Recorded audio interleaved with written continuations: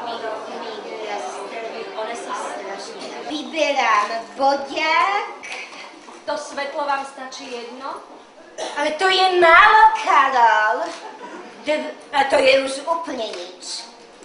Tak. Milí priatelia, sme veľmi šťastné, že ste prijali pozvanie vydavateľstva Infopress a poradne Krásy Šereď a že ste prišli na párty, počas ktorej uvedieme do sveta moju novú knihu. Vyťahnite ju z kabele, okrem fotografov všetci.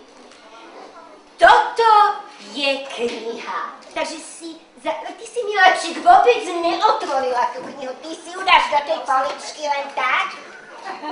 Rozumieš, poklaček, nemusíš čítať, len voňaj.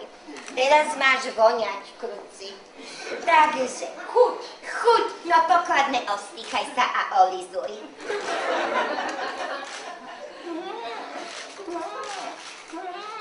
Áno, je chutná. Dovoľte, aby som vám predstavila muža, ktorý je absolútne originálnou slovenskou celebritou. Hej. Spúšťame melódiu a pán Juraj Jánošík sa teraz ako prvý muž pomazná s knihou pani Lucie Kolárovej Bradaté problémy s láskou.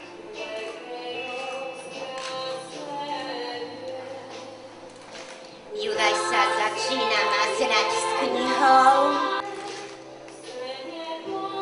Tvári sa, že ju neprivoniava, ale privoniava.